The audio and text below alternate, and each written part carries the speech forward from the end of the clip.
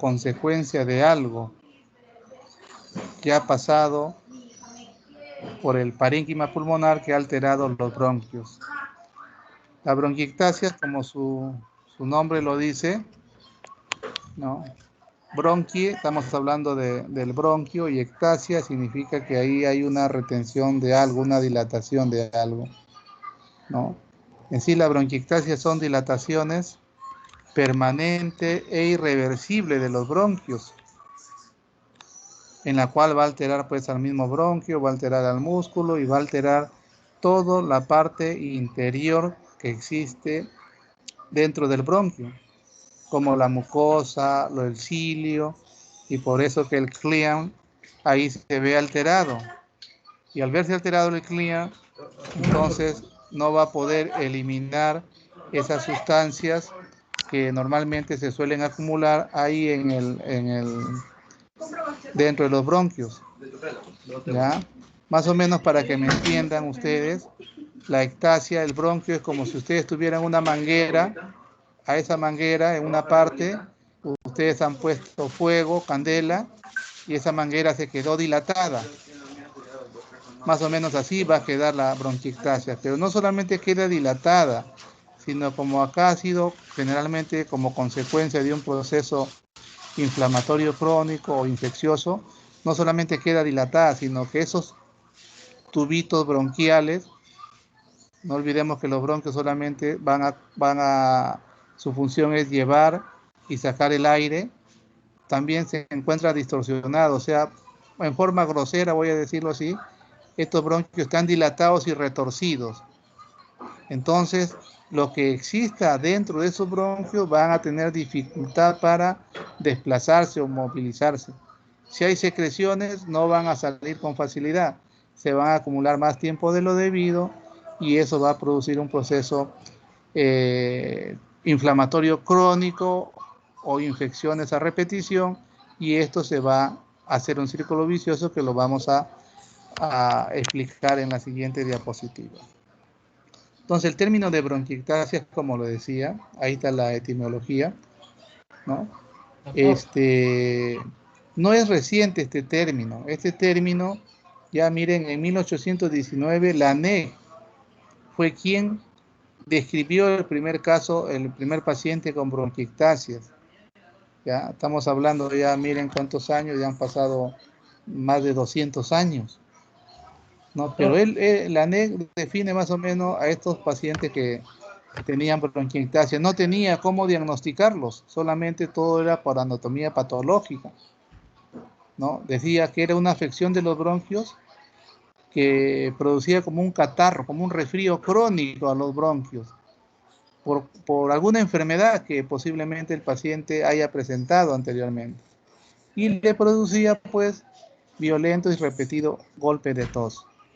De esa manera, ahora nosotros que conocemos a los pacientes que tienen bronquiectasia, va a depender del tipo de bronquiectasias también, es uno de los síntomas que nos hace orientar, pero con un antecedente previo que lo vamos a ver más adelante. En 1901, mire, empezando el siglo pasado, se realiza la primera operación de bronquiectasia. Las operaciones de la bronquiectasia son un éxito cuando las bronquiectasias son localizadas. Eso también lo vamos a ver más adelante. Ya en 1922, miren, Chiang Sikar introduce una técnica para poder ver si el paciente tenía bronquiectasia. Y con esto, muchos años, hasta más o menos, hará cuestión de 30 años, en la cual la tomografía comienza a revolucionar los diagnósticos por imágenes. En ese entonces, en 1922, fue un gran descubrimiento, en la cual se hacía una broncoscopía y se introducía una sustancia de contraste, ¿no?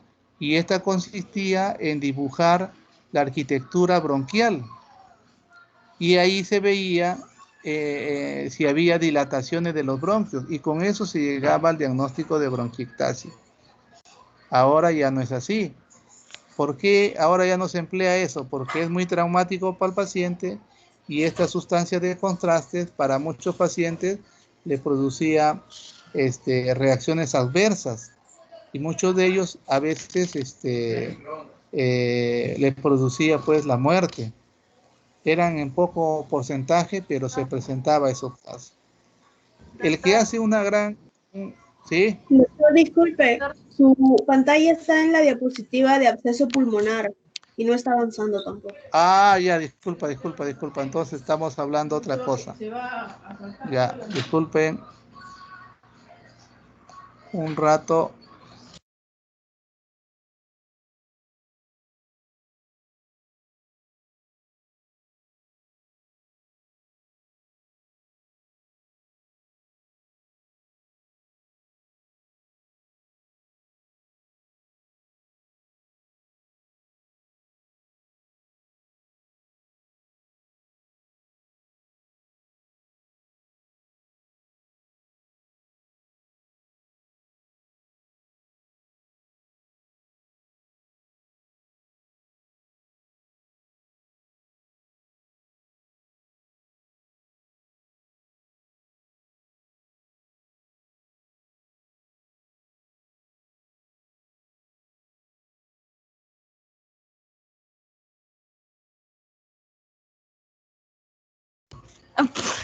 Yanela, ¿sigue acceso pulmonar?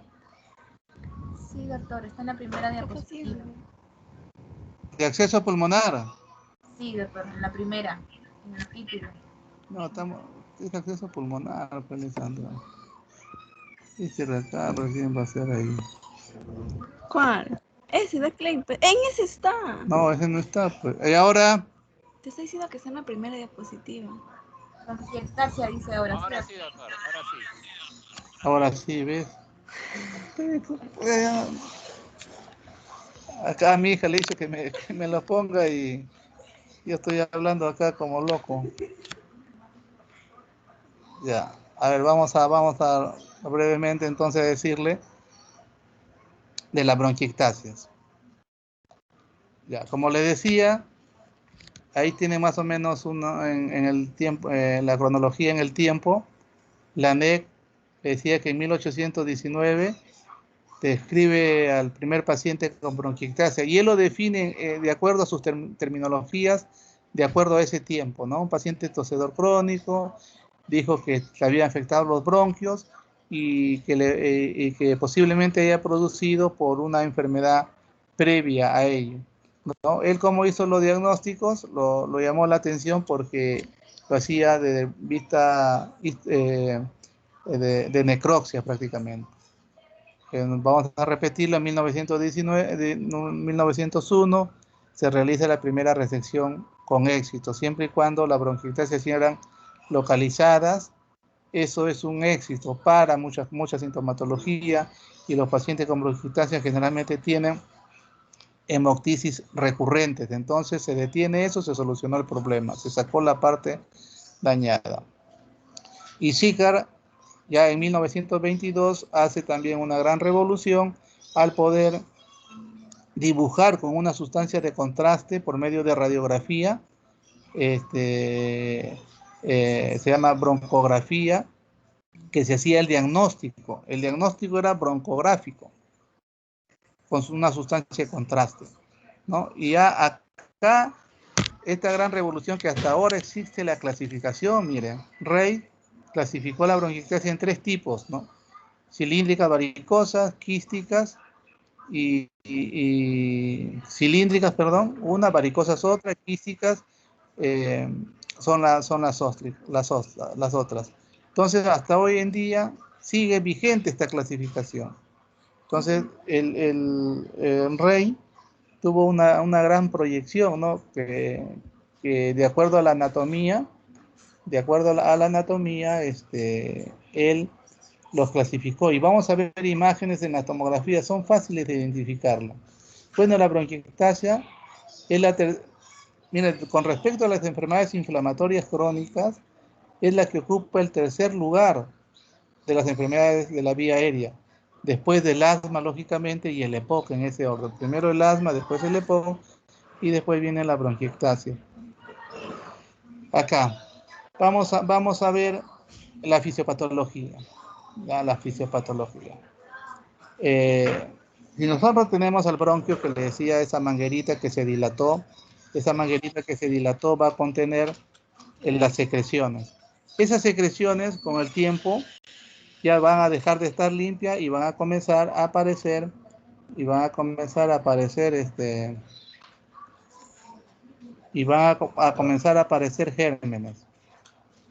¿Ya? Estos gérmenes generalmente, ya como hay un daño estructural, ahí lo suele habitar en forma saprófita la Pseudomonas aeruginosa.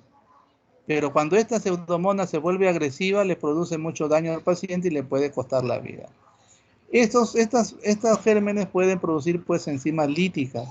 Y estas enzimas líticas o esta activación de estos gérmenes van a destruir un poco más del tejido bronquial, en este caso que estamos hablando de la bronquiectasia. Y al suceder eso va a incrementarse la inflamación. Esto va al incrementarse la inflamación, va a producir una reacción en el organismo. Esta reacción comienza a que aumenten las células blancas, ¿no?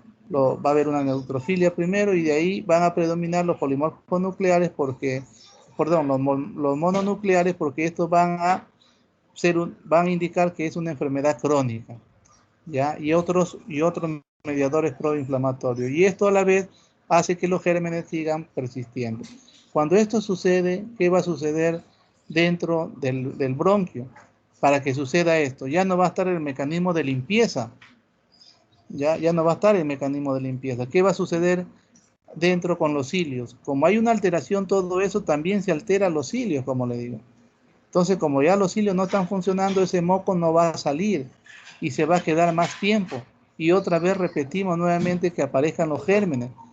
Las pseudomonas también, puede haber el hemófilos. Y esto pueden producir infecciones. Y no solamente eso, sino ya vamos a ver más adelante que también pueden agregarse hongos a vivir ahí. Porque los hongos, cuando encuentran alteraciones anatómicas dentro de los bronquios o dentro del parénquima pulmonar, van a producir ciertas patologías, como lo vamos a ver en la clase de micosis en otro día que nos han programado. Ya. Entonces, esto de acá, al existir, miren, un bronquio normal y uno que está afectado, prácticamente se ha dilatado, por zonas el diámetro es menor, por zonas el diámetro es mayor, y la cantidad de secreciones que se suele acumular ahí. Ya no hay cilios, entonces va a ser difícil de eliminar. Y va a comenzar a aumentar las bacterias, y con sus enzimas van a producir más daño de lo que ya está en la parte interior del bronquio. La etiología de la bronquiectasia es muy variada, ¿no? La postinfecciosa, estamos hablando, cuando hablamos de bronquiectasias, a veces nosotros como neumólogos dentro del hospital, generalmente lo relacionamos directamente con la secuela de la tuberculosis, ¿no? Pero no solamente el que ha tenido tuberculosis nos va a presentar bronquiectasia, puede haber presentado el paciente neumonía, ¿no? O puede haber presentado en la infancia una enfermedad viral, ¿no? Como por ejemplo la varicela, sarampión. Ustedes saben que esos a veces se complican y dan neumonía, las neumonías virales. Entonces eso a la larga, como pasó un proceso infeccioso, le puede dejar bronquiectasia. Y muchas veces tenemos pacientes que tienen bronquiectasia localizada y nosotros pensamos que es tuberculosis y el paciente niega haber tenido tratamiento o el diagnóstico de tuberculosis. Entonces nos llama ahí la atención, ¿no?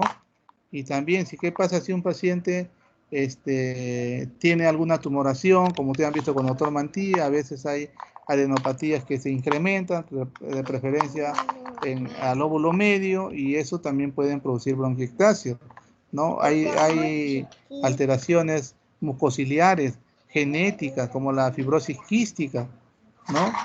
Y hay neumonías inflamatorias, hay diferentes patologías que nos pueden llevar a que el paciente tenga alteraciones a nivel bronquial, ¿no? los hongos también, y hay también etiología que aún no está definida, pero lo cierto es que las bronquiectasias son como consecuencia de algo. Las bronquiectasias pueden estar localizadas o pueden ser en forma difusa. Para nosotros nos conviene que sean localizadas. ¿Por qué? Porque cuando están localizadas y el paciente ya tiene una sintomatología marcada, como por ejemplo tos con expectoración, de repente hemoptisis recurrente, estos suelen ir a la intervención quirúrgica y se soluciona. Pero cuando ya es difusa es muy problemático, ¿no? Difusa, si estuvieran localizadas en ambos lóbulos superiores sería bonito, porque operas uno y después puedes operar otro. Pero previamente tenemos que localizar cuál de estos está sangrando y para ello nosotros recurrimos a lo que es la broncoscopía para localizar sangrado. Pero ¿qué pasa si este paciente tiene el bronquiectasia en el lóbulo superior, en el lóbulo medio y en el lóbulo inferior? Y en el izquierdo pues tiene en el lóbulo superior y en el lóbulo inferior. En forma difusa, no tan grande, no podríamos operarlo, porque tendríamos que sacarlo los dos pulmones. ¿Y con qué respira? Y ahí, para ellos tendríamos que tener la opción de un trasplante pulmonar. Pero acá en el Perú es bien difícil los trasplantes, por la idiosincrasia de la misma población. ¿Quién nos puede dar bronquiectasia localizada?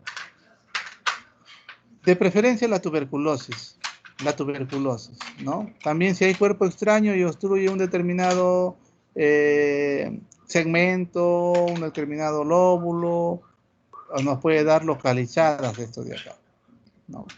Y difusa ya pues muchas patologías, generalmente las que producen daño sistémico. Como estamos viendo, acá localizada tenemos solamente en un solo pulmón y acá ya lo vemos, la bronquiectasia en ambos pulmones, difusa. Ahí, en este caso, la cirugía es prácticamente imposible. Este paciente ya perdió el tren quirúrgico. Vamos a verlo más adelante para conversar de esto.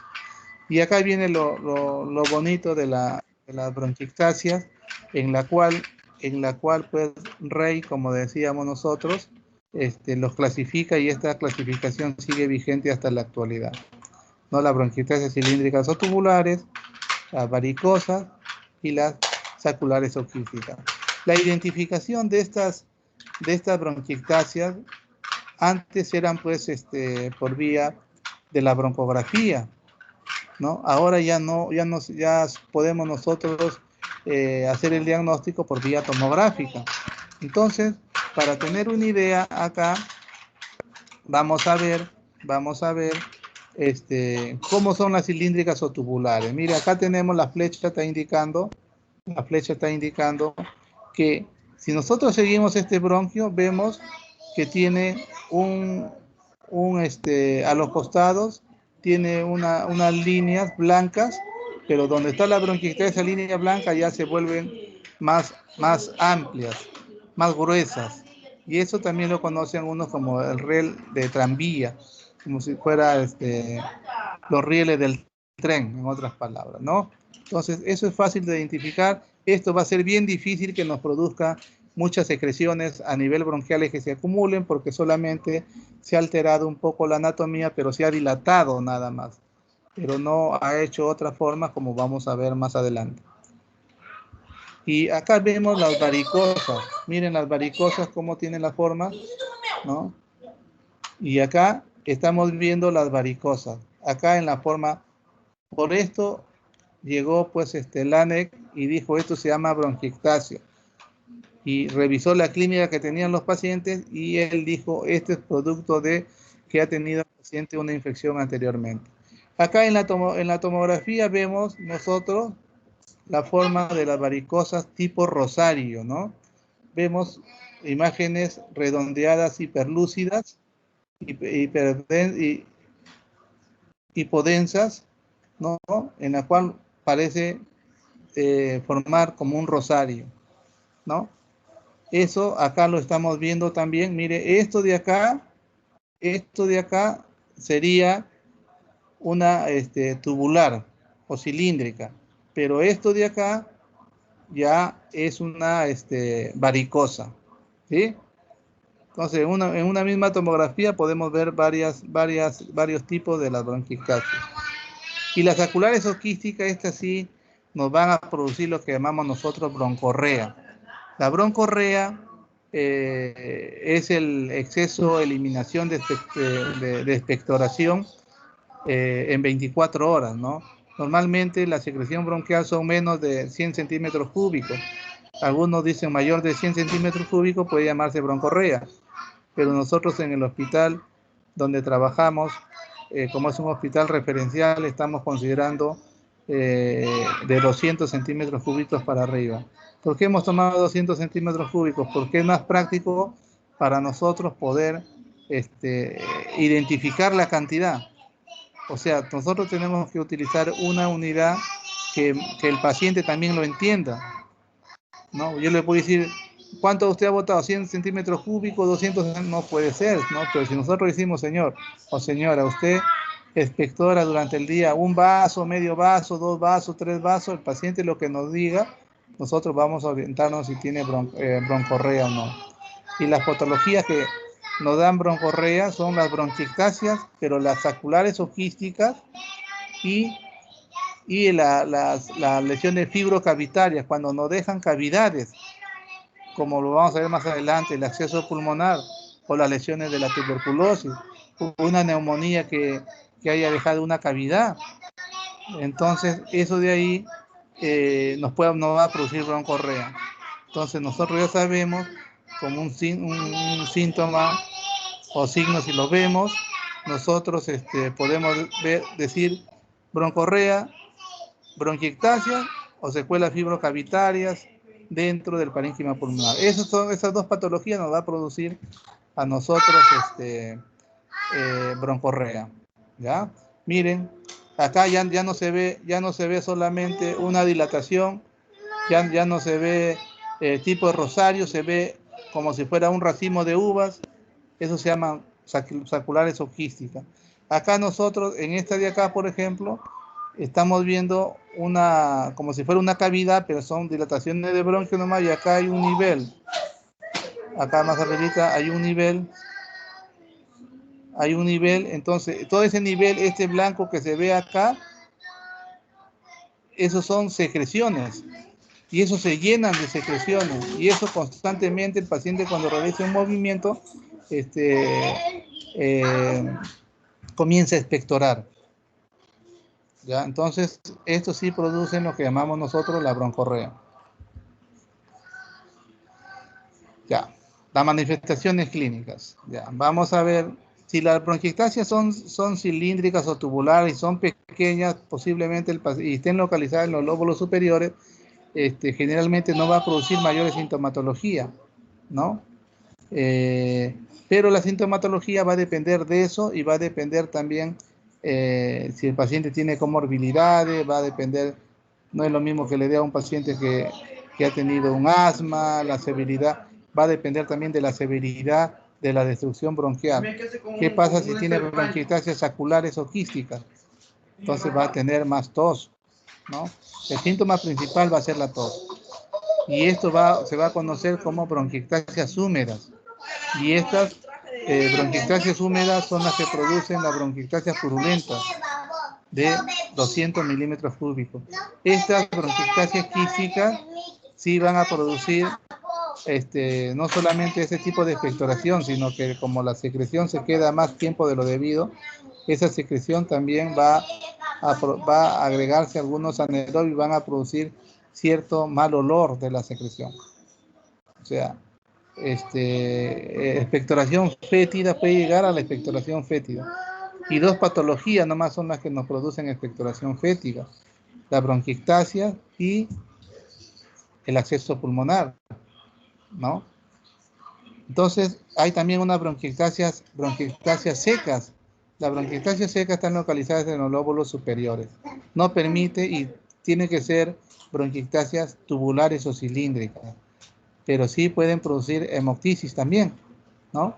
Entonces, este tipo de pacientes casi no se acumula las secreciones porque por gravedad va cayendo y uno lo va expulsando o de repente lo va pasando dentro de la saliva.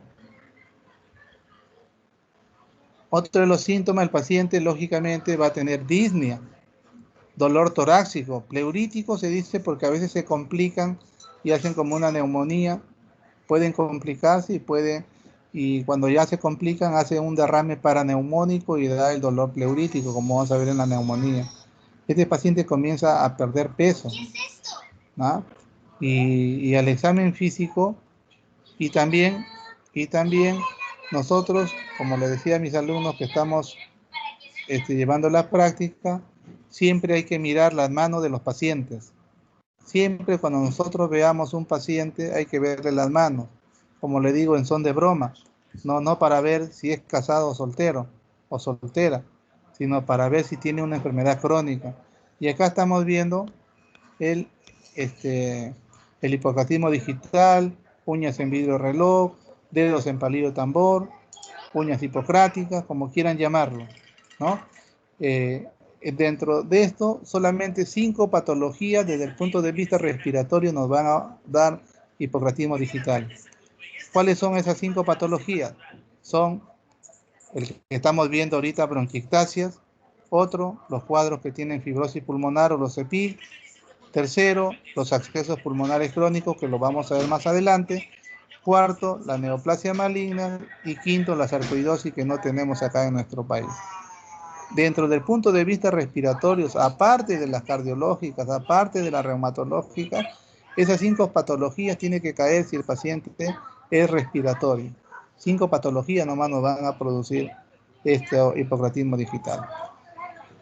Y al examen físico, ¿qué vamos a encontrar?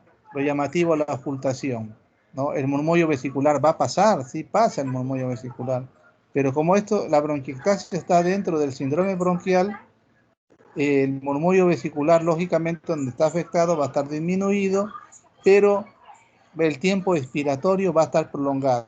Normalmente el tiempo inspiratorio es mayor, pero acá el tiempo expiratorio es el que está prolongado, ¿ya?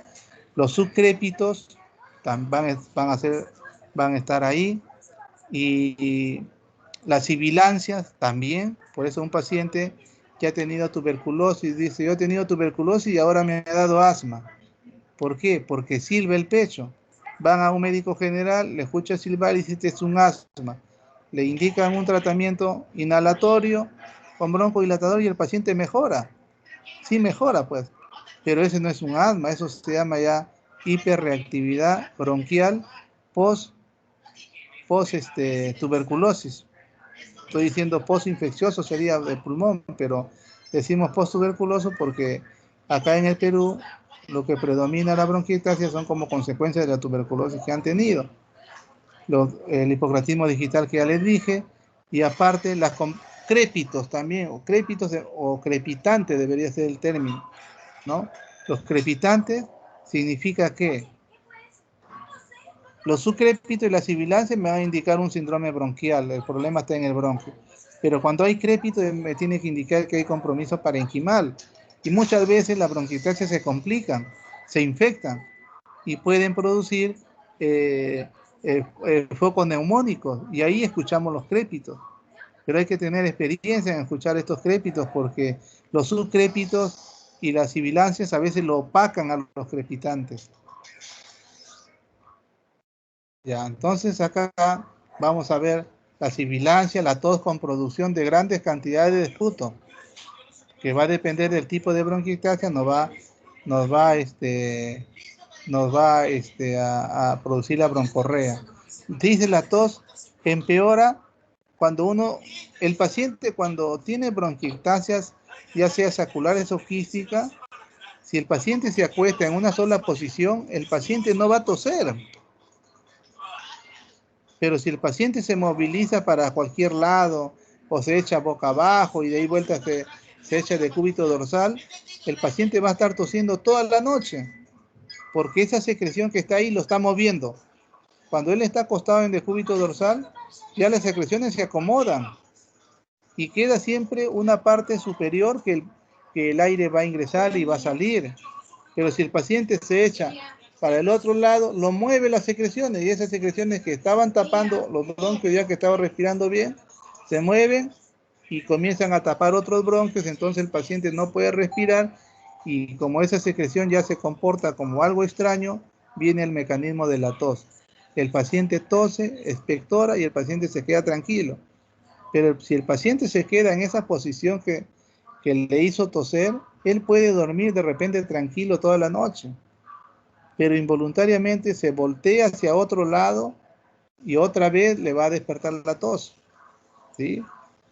Entonces va a haber también halitosis, como le digo, mal aliento. ¿Por qué? Porque hay secreciones dentro y esto de halitosis o expectoración fétida va a producir los accesos pulmonares y la bronquiectasia nada más, ¿sí? También puede haber hemoptisis, ¿no? Es frecuentemente el paciente con bronquiectasia, el paciente que ha tenido tuberculosis y presenta hemoptisis, ya bien difícil que sea la tuberculosis, lo más probable que sea la bronquiectasia. Puede haber dificultad, las secreciones están llenas, ya el aire no puede ingresar, dificultad para realizar sus actividades. Las sibilancias que le decía, el paciente comienza a bajar de peso, va a comenzar a tener anemia y va a comenzar a presentar ácido. Y la coloración azulada, lógicamente que ya no va a haber un buen intercambio porque el aire no va a ingresar bien hasta los alveolos y esto puede llevar hasta una insuficiencia respiratoria aguda. El diagnóstico, ¿cómo lo hacemos? Hay, por ejemplo, el diagnóstico de la tuberculosis, ¿cómo es? Es bacteriológico, con la demostración del BK. Eso ya lo habrá dicho el doctor Mantilla. El diagnóstico de un EPOC, ¿cómo es? Es espirométrico, ¿no? Y el diagnóstico de bronquiectasia es tomográfico. Ahorita lo vamos a ver. Pero antes no habían tomografías, como lo decía, hace 30, 40 años no habían tomografías. Entonces, acá nosotros nos valíamos solamente de la radiografía de tórax, pero nos daba una sensibilidad de un 50% nada más.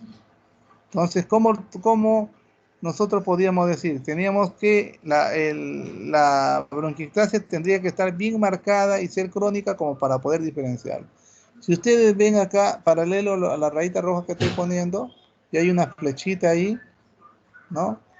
Van a ver una radiolucidez. Si ustedes ven, va a ser como los fierros de un tranvía, ¿sí? Ahí está. Voy a acercarlo más, que viene así más o menos. Y ahí está la flechita. Ese es el. Y ahora tenemos otra forma. El anillo de sello es esto de acá. Entonces, de esa forma nosotros podríamos decir, este paciente tiene bronquiectasia con la radiografía. Pero apareció la tomografía que ha revolucionado prácticamente las imágenes en lo que es radiología, ha revolucionado junto con la resonancia, nos da una sensibilidad, miren, de un 97%, y acá ya comenzamos a ver nosotros ya las bronquiectasias, ¿no? Eso nos deja un proceso infeccioso, ¿no? Y el tratamiento de un paciente con bronquiectasia, ¿cuál va a ser? ¿Te acuerdas que le decía de ese círculo vicioso? Tenemos que bloquear el círculo de infección e inflamación de esto de acá. Entonces, ¿qué damos nosotros para eso? Si yo estoy diciendo que tengo que mejorar el proceso de infección, a estos pacientes tienen que estar en tratamientos periódicos. Estos pacientes no pueden ya estar en su casa con un solo tratamiento y venir el próximo año. No, estos tratamientos hay que hacerle seguimiento para evitar las infecciones, para evitar las hemoptisis recurrentes, y con ello evitamos las hospitalizaciones frecuentes en el paciente, que le va a llevar gasto al paciente, va a llevar gasto al Estado también, ¿no? Entonces, nosotros solemos dar un tratamiento antibiótico, ¿no? Va a mejorar los síntomas, va a disminuir las regurgitaciones y así facilitar la calidad de vida. Pero esa es la intención, ¿no? De mejorar los síntomas, que el paciente esté lo mejor posible, que no se esté enfermando muy seguido y que el paciente pueda realizar sus actividades que solía hacer, ¿no? Pero nosotros también le damos tratamiento sintomático. Por ejemplo, como le decía, el paciente le sirve el pecho y va muy bien con esto de acá, con los beta agonistas de acción prolongada, o de repente con beta agonista de acción, corta y de prolongada también va muy bien. El tratamiento antibiótico también va bien, como le decía, ¿no? Todos dicen que debe ser previo cultivo, pero ustedes saben que el cultivo de algo no es al 100%. Solamente el cultivo nos ayuda a identificar a los gérmenes a un 50%, siempre y cuando sea un germen aerobio. Porque si es un germen anaerobio, nosotros tenemos que especificar. Este paciente debe recibir en cultivo especial para anaerobios, si no, no crecen, ¿ya? Entonces, pero nosotros no esperamos muchas veces el resultado de cultivo, sino comenzamos a darle tratamiento, ¿no? Como estamos diciendo acá, en el paciente ya hay un daño estructural, ya lo habita generalmente la pseudomona, y nosotros entre estos pacientes tenemos que ampliarle 2 drogas por lo menos, ¿no? O para el hemófilos también. ¿Quién nos va bien, inclusive con monoterapia? Es la fluoroquinolona, aunque se dice que la pseudomona debe recibir doble terapia, ¿no? Nosotros podemos darle, por ejemplo, para tratamiento de la pseudomona, y está escrito, por ejemplo, no ya el ciprofloxacino, que también es una quinolona, sino a partir del levofloxacino o el como monoterapia, o el moxifloxacino, ¿no? Ya la terapia endovenosa va a venir cuando nosotros veamos que el paciente está séptico, el paciente está con una leucocitosis marcada, tiene que recibir terapia de repente ceftriaxona, amikacina o ceftazidima, mecacina, ¿no? Y la terapia dual para estas cepas resistentes, dual, generalmente se dan 2 medicamentos, ¿no? La cirugía se utiliza cuando la lesión está localizada, como le decía, pero si tiene lesiones bilaterales, la broncoscopía nos va a servir para localizar el sangrado. Generalmente el paciente viene y opta por la cirugía cuando la hemoptisis es recurrente, no lo deja tranquilo al paciente. Si el paciente está localizada la lesión, la cirugía es de elección. Pero el paciente, cuando ya no tiene opción quirúrgica, nosotros empleamos la embolización. Algunos dicen, puede ser la embolización primera y después la cirugía. Yo pienso que la cirugía, si tiene opción quirúrgica, de frente la cirugía, ¿no? Y si es que ya no tiene opción quirúrgica, la embolización. Ojalá a algunos le pega muy bien la embolización en la primera embolización. Algunos se tiene que hacer 2 o 3 embolizaciones más. Y hay algunos que ni la embolización le da. Cuando hay un micetoma ya no responde la embolización. Lamentablemente esos tipos de pacientes hay que darle cuidado, nada más. Y darle algo para que el paciente no tenga hemoptisis masivas o severas. El trasplante pulmonar se ha planteado siempre, como le digo, pero acá en el Perú nosotros somos un poco reacios a ofertar nuestros órganos de nuestros familiares que han fallecido, ¿no? Y eso deberíamos seguir nosotros incentivando, porque un paciente que ya tiene muerte cerebral puede ayudar con muchos de sus órganos a que muchos pacientes salven su vida y con ello tengan una mejor calidad de vida, ¿no? Muy bien. ¿Preguntas sobre bronquiectasias? Sandra. ¿Aló? ¿Me escuchan? Yanela. ¿Me escuchan? Ya.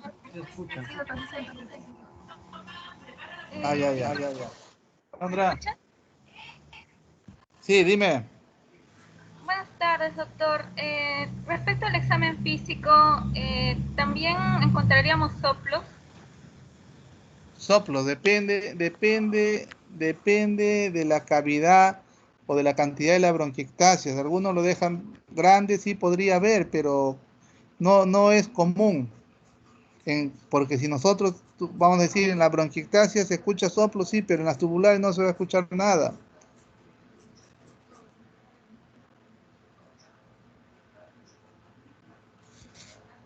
Si es que el paciente está haciendo una neumonía considerable. Sandra, Si el paciente está haciendo una neumonía considerable, entonces ahí sí podríamos haber un soplo, porque escucharemos crepitantes, ¿no? Y si escuchamos crepitantes, ¿qué soplo escucharíamos?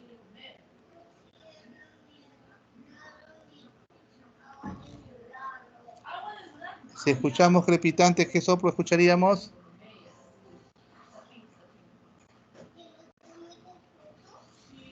Un soplo tubárico en una neumonía. No sé. Vamos a ver cómo es esta cuestión.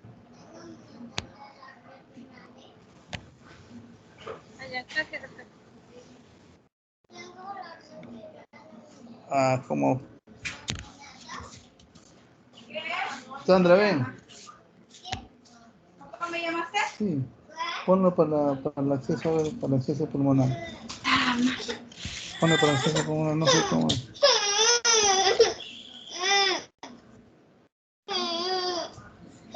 Suéltalo. No.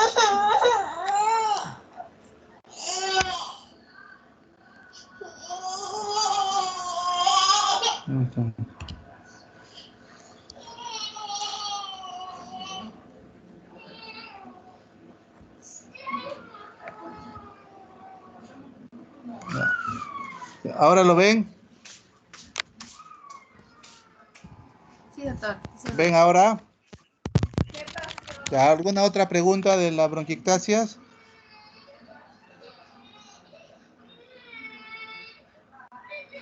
Doctor, ¿Hay? doctor, Ya vamos a hablar del acceso. ¿Ah?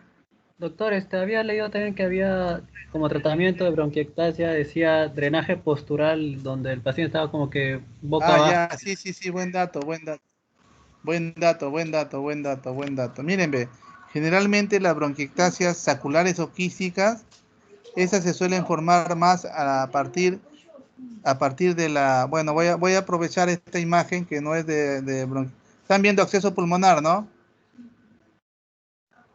Sí, Aló, ¿están viendo la diapositiva de acceso pulmonar? sí se ve, doctor. Sí, doctor. Ya, bueno, voy a aprovechar esta imagen que ya lo puse acá para explicarle. Lo que dice el alumno, me estaba olvidando, creo que no lo he puesto ahí, pero es importantísimo lo que dice, porque eso generalmente hacemos a muchos pacientes respiratorios, la terapia física y el drenaje postural es sumamente importantísimo. Miren, acá tenemos la tráquea, ¿sí? Chicos, no sé. Espérate un ratito.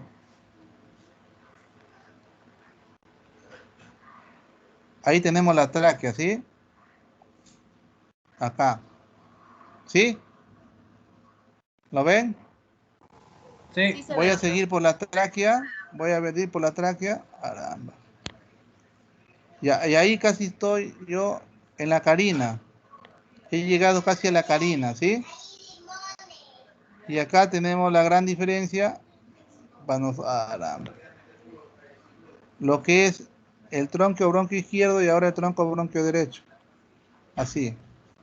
Ahí está la diferencia, que el izquierdo es más largo, el derecho más corto, es más ancho el izquierdo y perpendicular el derecho, perdón.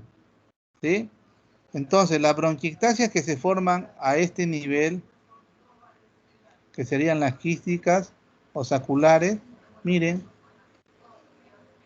de acá por debajo, acá está la carina, por debajo de la carina, generalmente vamos nosotros a llamar lo que son las bronquiectasias húmedas.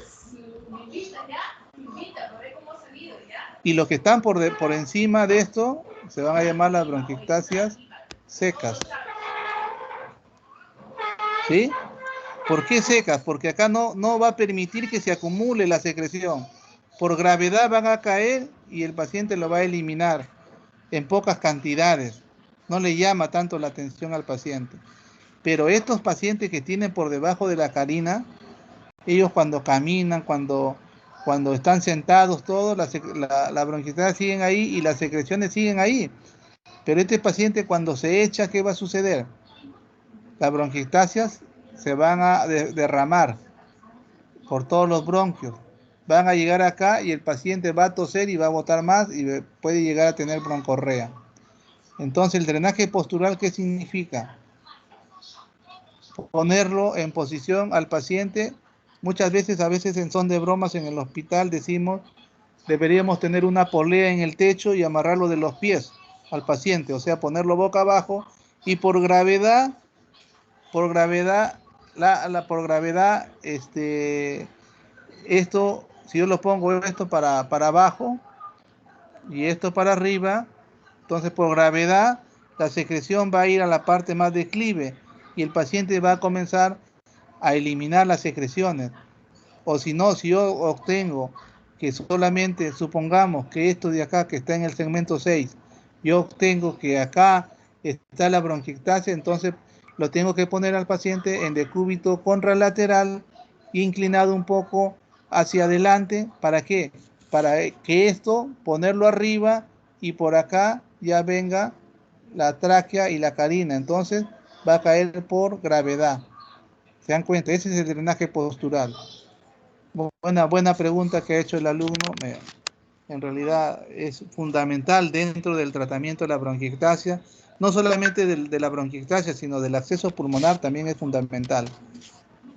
¿Alguna otra pregunta antes de empezar el acceso pulmonar?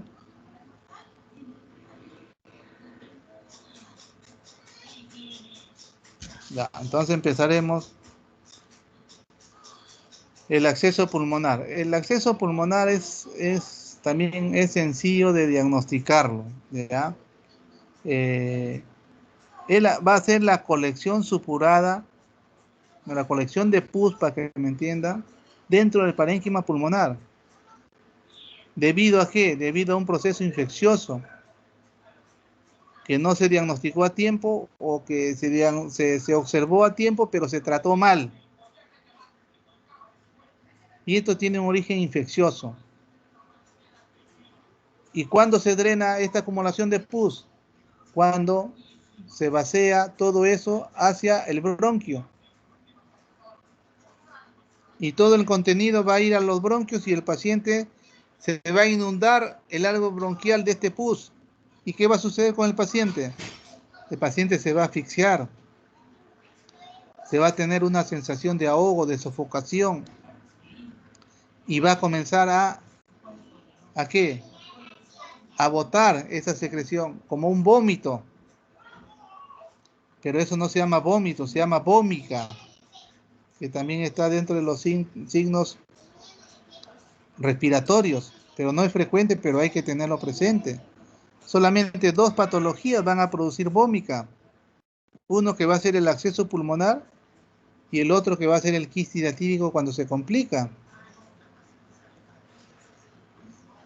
Y para ser considerado acceso, mire, tiene que ser mayor de 2 centímetros y ser único. Esto generalmente, ahorita vamos a diferenciarlo entre el acceso pulmonar primario y el acceso pulmonar secundario, que es sencillo diferenciarlo. Ya. Acá va a existir 2 estadios, uno agudo. Este agudo es igual a una neumonía, ¿Cuándo hablamos de neumonía?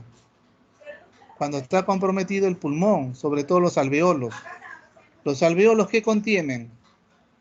Contienen aire para que se pueda realizar el intercambio gaseoso. Pero acá, cuando hay una neumonía, ya no va a contener aire. Va a contener secreciones, va a contener bacterias, va a contener células, como mecanismo de lucha entre los gérmenes y nuestro propio organismo. Se va a alterar la circulación en esa zona. Va a haber una isquemia y después una necrosis, sobre todo en la zona infectada. ¿Sí? El organismo, cuando ve esto, trata de protegerse, forma como una coraza, y esa coraza le favorece para que la infección no siga avanzando, y esa coraza al final va a quedar como una cavidad, y todo el pulmón que se quedó rodeado por esa coraza es destruido, es licuado, y se forma pus. Pero ese pus, tarde o temprano, va a tener que salir hacia un lado. Y lo más común es que tenga comunicación con el bronquio. Y ahí va a venir lo que llamamos la vómica. El crónico, vamos siguiendo, ese es el agudo. Bueno, el crónico, las paredes de esta cavidad lo van a diferenciar de otras patologías porque las paredes van a ser gruesas. Los bronquios al contorno ya están alterados, van a sufrir alteración y si esto persiste pueden producir hasta bronquiectasia. Alrededor del pulmón también hay una inflamación, hay un tejido, comienza a predominar alrededor de un tejido fibrótico, un tejido intersticial. Y comienza a jalar, la retracción, esas cicatrices de la cavidad comienzan a jalar a las estructuras que están cerca a ella, hacia su lado de ellos. Ya, vamos a ver acá. Acá voy a detenerme un ratito porque quiero que ustedes sepan diferenciar un acceso pulmonar primario con un acceso pulmonar secundario. Un acceso pulmonar primario lo va a producir, miren, las bacterias anaeróbicas. Y un acceso pulmonar secundario, gérmenes aeróbicos. ¿Dónde encontramos nosotros las bacterias anaeróbicas? En la cavidad oral. Otros también, aparte de las anaeróbicas, pueden ser los gram negativos, que lo encontramos en la parte digestiva. ¿Ya? Entonces, cuando en el acceso pulmonar, cuando nosotros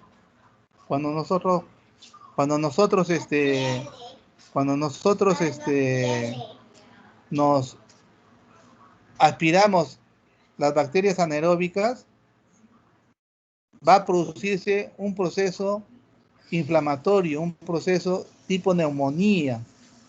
Y ahí viene el problema para muchos de los médicos, que como vemos una radioopacidad en la radiografía, porque ahora el que menos se vale de los exámenes auxiliares para hacer el diagnóstico, dice acá hay una radioopacidad, entonces una neumonía y le doy su tratamiento para una neumonía adquirida en la comunidad.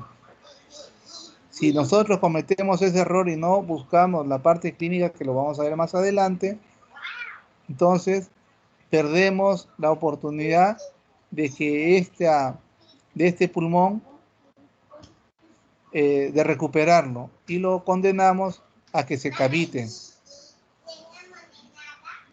Entonces, pero ¿dónde están estas bacterias anaeróbicas? En la cavidad oral. Por eso nosotros decimos a nuestros residentes, para nosotros es importantísimo revisión de la cavidad oral. ¿Cómo está la conservación de esas piezas dentarias? Porque el acceso pulmonar primario se va a producir en personas que días previos están totalmente sanas.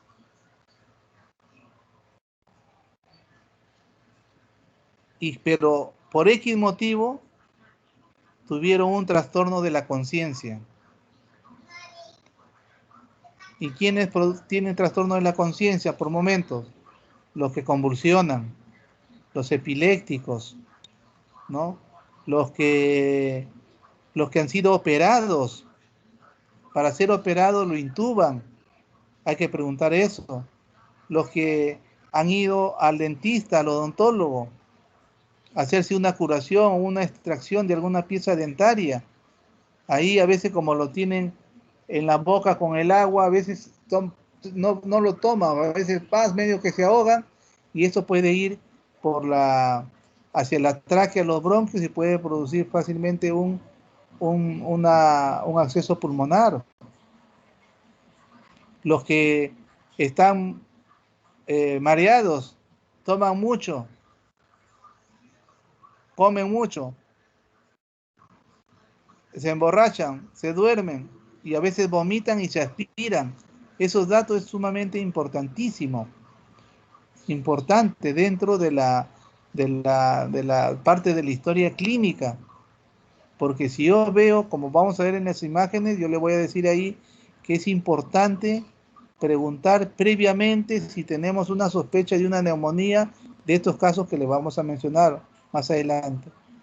Entonces, el acceso pulmonar primario en personas sanas que son producidas las bacterias por los anaeróbicos, mientras que los secundarios son gérmenes aeróbicos, que estos pacientes ya tienen una enfermedad dentro de nuestro propio organismo, como por ejemplo que a nivel de los riñones tienen una pielonefritis, o a nivel del corazón tiene una endocarditis, o de repente ahora con tanto paciente postrado tienen lesiones en la piel, como las escaras o las úlceras por depresión que se llaman. El acceso pulmonar primario, ¿ya?, da cavitaciones únicas. Acá vamos a ponerlo. Primario, únicas cavitaciones. Y el secundario son múltiples. Ah, se me fue. ¿Dónde se fue? Acá. Son múltiples. Múltiples. Vamos a poner múltiples. ¿Sí? Ya. Entonces, para el acceso pulmonar primario, acá, que estamos viendo, vamos a ver que la aspiración viene del contenido orofaringio.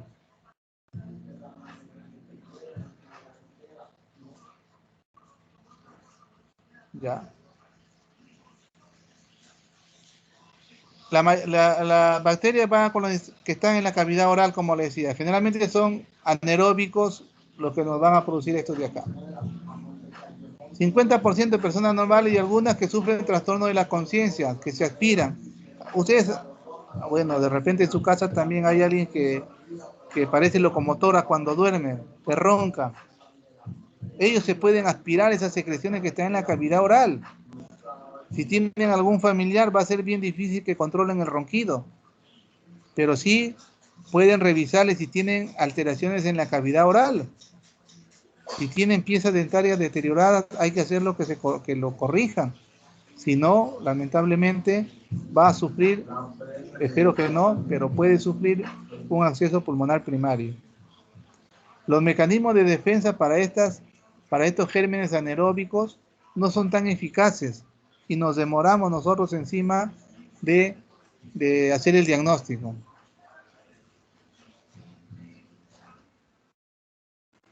Ya los factores predisponentes, como le decía, el etilismo, la epilepsia, boca seca, el paciente que le ha dado su derrame cerebral. Cuando le da el derrame cerebral se paraliza en la mitad de cuerpo, se paraliza la cuerda vocal. Si tiene el derrame en el lado derecho, una parte de la cuerda vocal se va a paralizar. Todo se paralizan los cilios. O sea, hay que tener cuidado, la miastenia. Los que, bueno, han sido operados le han puesto anestesia, ¿no? Los que han sido intubados, los que han sido sacados las piezas dentarias. Eso tenemos que preguntar. Cuando sospechamos un paciente con neumonía y esté localizado en la radiografía, que lo vamos a ver más adelante, ustedes tienen que preguntar estos factores para poder llegar a un diagnóstico y evitar que este paciente llegue a ser un acceso pulmonar, llegue a ser una cavidad sobre todo. Estos son los gérmenes que les decía. Ya. La secuencia va a ser primero un proceso inflamatorio como una neumonía. Si no es controlada, el tejido se va a volver isquémico y se va a necrosar. Va a ir a una necrosis. El organismo lo junta, se forma un acceso y esto va a ser drenado. ¿Dónde es más frecuente que se localicen los accesos? ¿Quién me dice? ¿En el pulmón derecho o en el pulmón izquierdo? ¿Quién habla?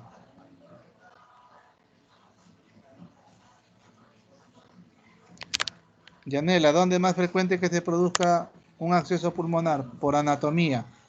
¿En el pulmón derecho o en el pulmón izquierdo? Derecho, doctor. ¿Ah? Derecho. ¿Derecho, doctor? En el derecho por anatomía, ¿no? Pero también puede ir al izquierdo. Entonces, en el pulmón derecho, miren, ¿a quién tenemos? En el lóbulo superior, al segmento posterior. Y en el lóbulo inferior, al segmento superior o al segmento 6. ¿Por qué? Porque generalmente, ¿cuándo ocurre esto? Cuando el paciente está en decúbito dorsal. Cuando está operado está en decúbito dorsal. Cuando se convulsiona generalmente se ponen en decúbito dorsal. O la gente lo pone en decúbito dorsal. Cuando están mareados generalmente están en decúbito dorsal. Entonces, como estos tubos, estos bronquios, miran hacia abajo, hacia ahí se va el contenido gástrico, el contenido de la secreción orofaringea. Y en el pulmón izquierdo, en el lóbulo inferior, al segmento superior o al segmento 6.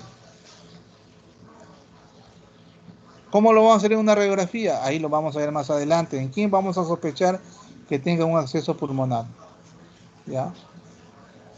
El cuadro clínico tipo de una neumonía, ¿no? Cuando un paciente de neumonía no está tranquilo, no está alegre, está tóxico por la fiebre elevada, hay escalofrío, sudoración, igual que una neumonía. Pero el paciente cuando realiza la vómica, o sea, cuando ya la cavidad tiene comunicación con el bronquio, viene la vómica, bota esa secreción amarga, maloliente, fétida, el paciente comienza a mejorar. Ustedes han tenido un chupito en la pierna, en la mano, o un acné cuando se inflamó, estaba rojo y dolía. ¿Qué pasó cuando reventaron eso? Bajó todo y mejoró el paciente. Entonces en el pulmón no tiene por dónde salir y sale así en la forma de vómica. Hay febrícula, después hay un febrícula, anorexia, pérdida de peso, tos, expucto abundante y fétido, y esto varía de semanas antes de ser diagnosticado, por lo menos 3 semanas. Perdemos casi 3 semanas la oportunidad de salvar ese pulmón y que no se haga hueco. La fetidez del esputo es patoneumónica de las infecciones por anaerobios. Pero ¿quién nos puede dar una expectoración fétida? El acceso pulmonar y las bronquiectasias, cuando tienen bronquiectasias tipo saculares o quísticas. Porque los anaerobios ya tienen sus aminas volátiles, toda esa cuestión. ¿Ya? Puede haber dolor torácico y también hemoptisis. Un síndrome de condensación. Primero puede haber, en la parte inicial puede haber un soplo tubárico, porque estamos hablando de neumonía. Pero ya en el acceso encontramos un soplo cavitario, porque esta cavidad ya es mayor de 2 centímetros, los requisitos que son para escuchar un soplo cavitario y que esté rodeado pues de un compromiso de alveolos, como una condensación, y esté cerca a un bronquio para escuchar el soplo cavitario. Eso ya lo saben ustedes por definición. Ya llevaron semiología, ¿no? Malnutrición y las acropaquias. Ya estamos viendo de las 5 patologías, 2 patologías que nos producen acropaquias. ¿Cuál era la otra? La bronquiectasia que vimos y ahora el acceso pulmonar. Ya. Puede haber empiema si esto no drena al bronquio, puede estar en la parte periférica y venir al espacio pleural y producir un empiema o piotórax, ¿no? La fístula broncopleural puede quedar ahí, hemoptisis puede haber, se puede ir a la cronicidad esto, y si estos gérmenes rompen un vasito y van a la circulación general, puede haber hasta accesos metastásicos, puede ir a cualquier sitio. ¿Ya? Broncoaspiración, fetidez de la expectoración otra vez para el diagnóstico. Acá está, miren, el hipocrotismo digital, la cronicidad. Miren acá todavía no se ve la cavidad. Pero acá también hay otro compromiso, miren. A veces el contenido es abundante, pero vamos a ver acá. Yo quiero que vayamos acá, en esta zona donde le he puesto la flecha. Cuando yo encuentre una radioopacidad a todo este nivel, vamos a ver acá. a este nivel o a este nivel, entonces yo tengo que sospechar que este paciente posiblemente esté haciendo un acceso pulmonar. ¿Y qué tengo que hacer? Preguntar. ¿Preguntar qué?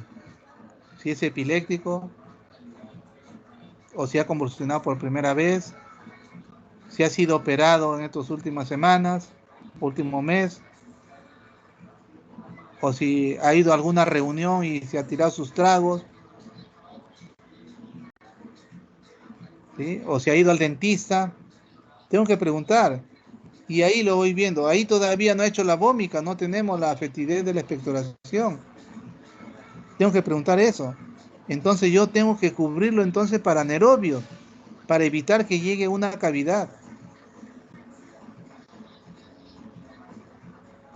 Y en la radiografía, ya en la parte ya, esto se va a cavitar en la parte dorsales, como les decía, acá, toda esta zona de acá y esta zona de acá son zonas de los accesos. Pulmonar primario, porque los secundarios pueden dar por acá, por acá, por acá. Son múltiples los secundarios y pequeños. Y si hay un empiema, lógicamente hay que hacer una toracocentesis, ¿no? Y en la toracocentesis nos va a salir que es un... Sandra, nos va a salir que es un exudado, tiene una proteína mayor de 3 gramos, ¿no? Y el pH, mire, ya va a comenzar a variar, un pH ácido. ¿Y quién va a predominar? Los polimorfos nucleares. Estos generalmente son mayor de 1000. Nosotros en el hospital estamos considerando el LDH mayor de 1000.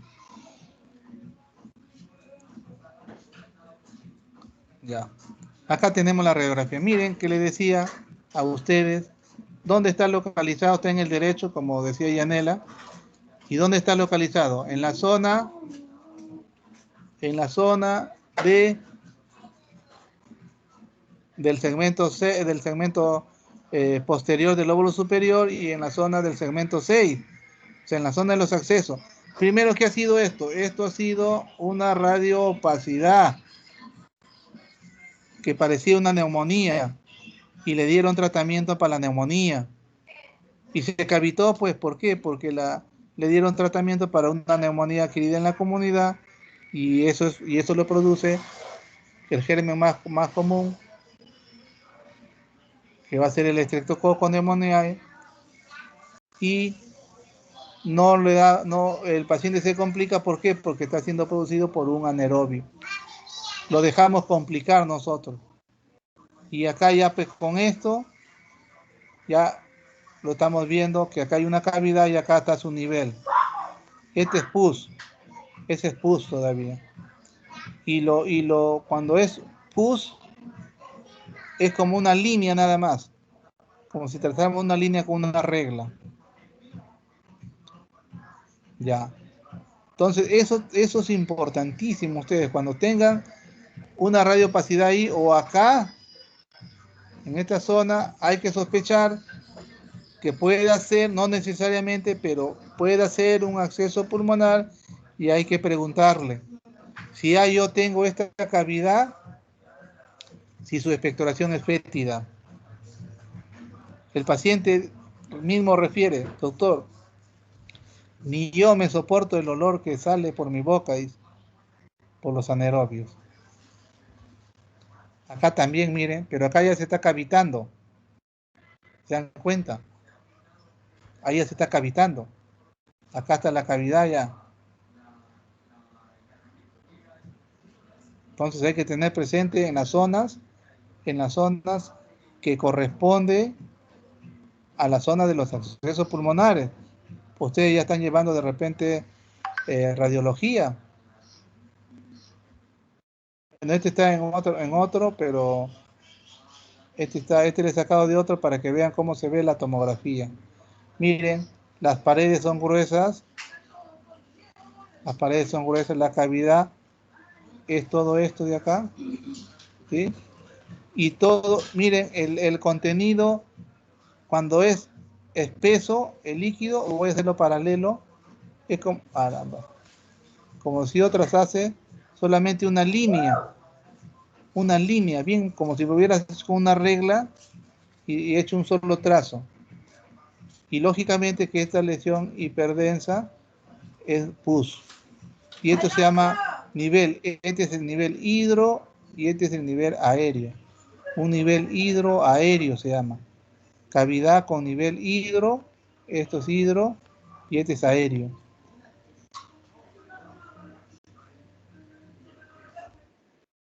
¿Qué tratamiento se le da? Puede hacer las combinaciones que desean con penicilina, con la ceftriaxona, con la ceftazidima, todo, con la micacina, todo lo que quieran. Pero tiene que estar esto de acá que es para anaerobio. Nosotros en el hospital trabajamos con esto, con la clindamicina. En otros países y algunos médicos de acá también trabajan con el metronidazol. ¿Sí? La clindamicina generalmente cuando nosotros damos prioridad a la cavidad oral y el metronidazol damos cuando es prioridad, cuando sospechamos que el paciente se ha aspirado el contenido gástrico. Damos más, este es de la boca, voy a poner acá, boca. Y este viene de la parte digestiva, para que me entiendan. Digestiva, ¿sí? Más o menos para que entiendan, pero pueden usar cualquiera de los dos. Pero nosotros usamos esto porque más vemos que el problema viene del paciente de la cavidad oral. Mira, por ejemplo, acá hay otro, penicilina, clindamicina, micacina, pero todo hay que agregar la clindamicina a todos los tratamientos. Si es un estafilococo, ya cuando hablamos, el estafilococo generalmente, cuando ya el paciente tiene pues su acceso pulmonar secundario, la proxacilina va muy bien, endovenosa, pero para eso tenemos que tener el antecedente de un paciente que que está crónicamente postrado y que tiene sus escaras, pero los pacientes que están hospitalizados, nosotros le indicamos posición de cabecera 45 grados. ¿Para qué? Para evitar las microaspiraciones. Las microaspiraciones son frecuentes en las neumonías intrahospitalarias. Y si el paciente está asociado a un ventilador mecánico, con mayor razón, porque tiene un tubo metido adentro de la tráquea. Esas son causas para que tener nosotros una neumonía intrahospitalaria, y las microsecreciones también, si es que van de la cavidad oral, pueden llegar a producir accesos pulmonares. Hay que tener cuidado en eso. Y en la palmoperfusión torácica y drenaje postural, como le decía al alumno que preguntó, el drenaje postural también es importante. No sé por qué de repente la diapositiva, porque generalmente hago una diapositiva de esto, no estaba en la anterior, pero el drenaje postural sí es importante porque tenemos una cavidad. Esa cavidad, hay que tener cuidado porque a veces se curan, pero la cavidad en algunos de los pacientes queda. Y al quedar más o menos esta cavidad, algunos casi de 3 a 5 centímetros, este paciente tiene que ir a la cirugía. Si este paciente no se opera y queda la cavidad, queda la opción a que se pueda meter un aspergilio y anidar y producir a la aspergilosis en forma tumoral, que sería el aspergiloma, y producir hemoptisis recurrente también. En la broncoscopía, limpiar los segmentos involucrados, y si hay obstrucción bronquial o hemoptisis. A veces hacemos la broncoscopía con la intención de terminar de limpiar.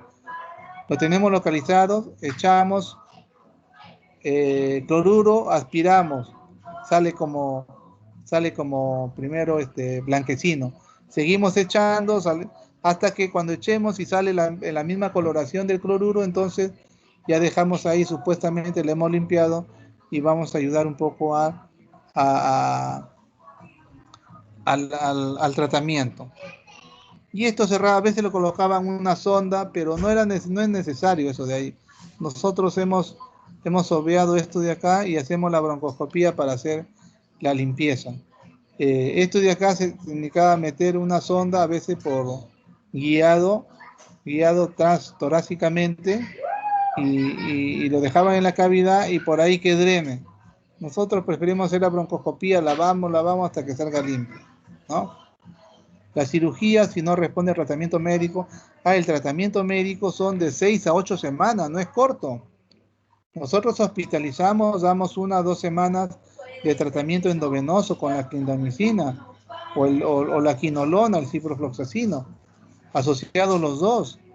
Y salen asociados los dos hasta completar casi las 8 semanas, nosotros le damos, ¿no? Y de ahí le tomamos su tomografía y vemos que poco a poco ese diámetro va reduciendo, si en algunos no le queda la cavidad, se cierra.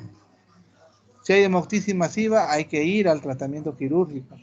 Si hay una obstrucción bronquial, también. ¿Preguntas?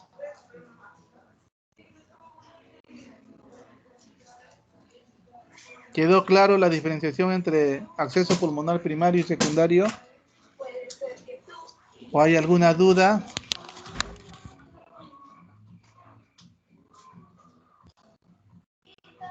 ¿Alguna pregunta? No, doctor. No, nadie creo. ¿Aló? ¿Hay alguien? Sí se le ha escuchado, Ya se doctor. fueron. Ya. Están ahí, hablen pues. Yo creo que estoy hablando como loco yo. Pregunta. Joseph. Doctor, disculpe, para diferenciar un absceso de un quiste hidatídico, algo para No te escucho. diagnóstico diferencial. No los escucho. Escucho que alguien murmurea, pero no escucho. Para hacer un diagnóstico diferencial de un absceso pulmonar con un quiste hidatídico, doctor. A ver, repítelo por favor, que no te escucho sinceramente. ¿Qué características podemos tener en cuenta para diferenciar un absceso pulmonar con un quiste hidatídico? Ya, muy bien, buena pregunta. Mire, la vómica, estoy diciendo, la vómica de un acceso pulmonar, estamos hablando de que hay un material purulento ahí, el tejido pulmonar se ha destruido y tiene una fetidez marcada, ¿sí? El paciente con vómica por el acceso pulmonar tiene un proceso respiratorio previo, con fiebre, con tos, con todo ello, ¿sí? Y lo que va a eliminar va a ser la expectoración, abundante expectoración, fétida, maloliente.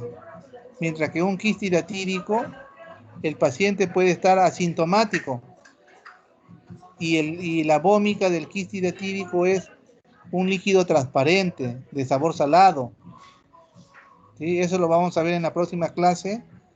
Ahí vamos a hablar un poco de la diferenciación y todo.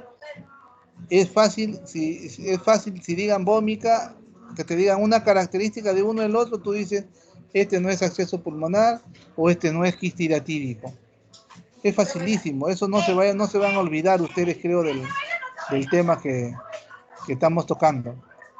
Trato de hacerlo, los temas parecen sencillos, pero eso es lo que yo quiero que ustedes lo graben y eso les va a servir, ¿sí? Podemos hablar de otras cosas más, pero yo creo que lo puntual de cada tema yo les doy para que ustedes lo tengan ahí. Y esto les va a servir si ustedes quieren seguir investigando un poco más. Esto va a ser la base para que lo puedan ir entendiendo el resto. Esa es la intención. Porque les puedo hablar de muchas cosas, pero yo quiero que lleven casi concreto. Bronquiectasia, lo que hemos hablado, creo que ahí está lo esencial, y del acceso pulmonar, diferenciarlo del acceso pulmonar primario y secundario. Hay que tener cuidado de no confiarnos y darle un tratamiento solamente para una neumonía si la lesión está localizada en los sitios donde le corresponde al acceso pulmonar. No estamos diciendo que todo lo que ustedes piensen va a ser un acceso pulmonar por la localización, puede ser una neumonía adquirida en la comunidad. Sí, también puede ser, pero es preferible en este caso excedernos en el tratamiento antes actuar por exceso que antes por actuar por defecto. Porque si yo digo, no, es de la comunidad, nomás me confío, después para revertir ese cuadro es difícil. Y al final puede terminar, como estamos viendo, terminar en una intervención quirúrgica.